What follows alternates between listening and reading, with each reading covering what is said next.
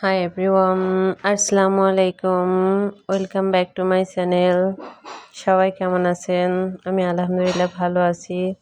তো সকাল সকাল আমি কি রান্না করব তাই চলে এসেছি।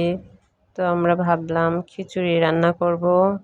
তো আমরা চাল ডাল ধুয়ে রেখেছি। এবার একটা প্রেসার কুকারের ভিতর চাউল দিয়ে নেব। আসলে আমরা ঝটপট করে রান্না করব এখন। তো প্রেসার কুকারের মধ্যে ডাউল দিয়ে দিলাম। এরপরে আমরা কেটে রাখা পেঁয়াজ দিয়ে দিলাম, সাথে রসুন দিলাম এবং কেটে রাখা ঝাল দিয়ে দিয়েছি। তারপরে আমরা এলাচ দারচিনি দিয়ে দিলাম, জিরাও দিলাম। এবার এর ভিতর লবণ দিয়ে দেব। সব কিছুই পরিমাণ মতো দেবো, সাথে হলুদ গুঁড়া দিয়ে দেব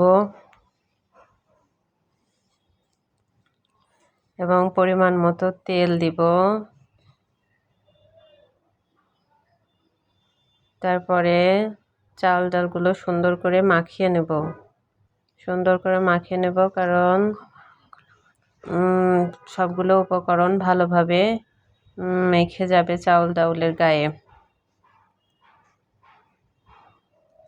তারপর এর ভিতরে আমরা পরিমাণ মতো পানি দিয়ে দেবো। পানি আমরা মেপে দিয়েছি, যতটুকু চাল নিয়েছি তার ডাবল পানি দিয়ে দিয়েছি।